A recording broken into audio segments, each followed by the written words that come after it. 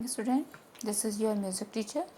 Student, मैंने एक आपको ताल का टॉपिक बताया था, उसी ताल के टॉपिक को हम आगे लेके चलते हैं। सबसे पहले मैं परिभाषा एक बार फिर से रिपीट करती हूँ। भारतीय संगीत में मात्रा और लय के समावेश से ताल बनती है। ताल एक ऐसा साधन है जिसमें गायन, वादन और नृत्य में लगने वाले समय को नापते हैं।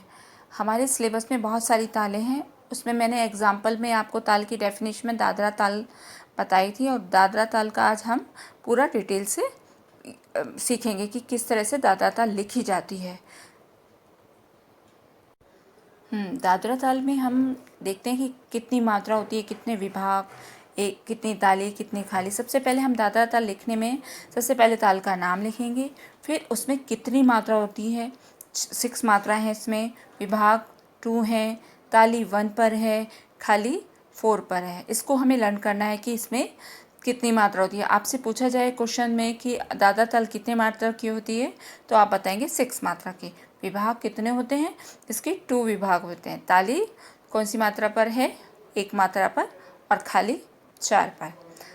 हम इसकी इगुन, यहाँ पर इगुन दे रखी है। यहाँ इगुन लिखने के लिए सबसे पहले हम इस तरह से लिखेंगे, पहले मात्राएं लिखेंगे।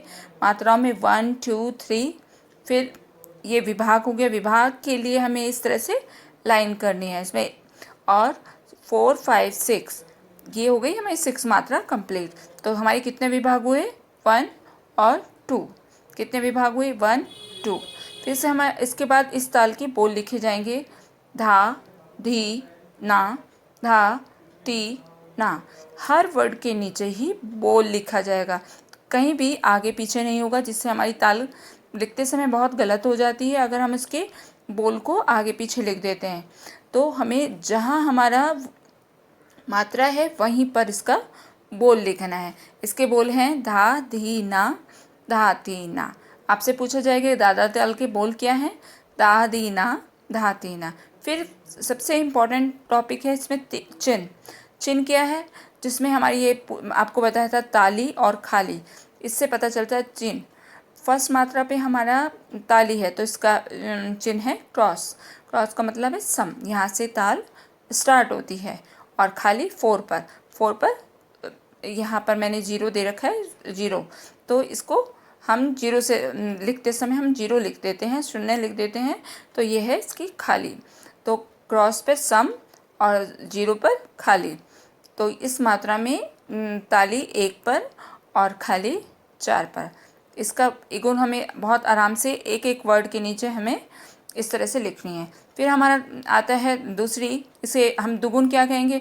आपसे बोला जाएगा कि दादरा ताल की लयकारी लिखिए। लयकारी का मतलब होता है कि इसमें दुगुन, तिगुन, चौगुन, ये तो इगुन हो गई। लयकारी इसका ठेका हो गया, मतलब एक इगुन ठेका बोला जाता है उसे। इसके बाद आता है दुगुन। दुगुन लयकारी, आप दुगुन की लयकारी लिखो, तो ये आप इस तरह से लिखेंगे। मात्रा हो गई, सेम वही लिखेंगे मात्रा, 1 2 3 4 5 और 6 मात्रा हो गई। बोल लिखते समय क्या करेंगे कि हम एक मात्रा पर 2 बोल लिखेंगे। ये दोनों बोल ये आ जाएंगे धाधी, ये दोनों बोल ये आ जाएंगे नाधी, फिर आ जाएगा तीना। ये 3 मात्रा में हमारी कंप्लीट हो गई है। फिर आगे हम इसी मात्रा को, 3 मात्रा में कंप्लीट हुई है, इसी को हम आगे 6 मात्रा तक लिख देंगे। धाधी, नाधा, तीना। दूसरी बार रिपीट कर देंगे। इसमें विभाग कितने हैं, 2। तो ये हाफ विभाग में हमारी कंप्लीट हो गई है। फिर इसके बाद हम इसको रिपीट कर देंगे। चिन्ह हमारा बिल्कुल सेम वैसे ही लगेगा विभाग के हिसाब से, क्रॉस और 0, मतलब ताली और खाली।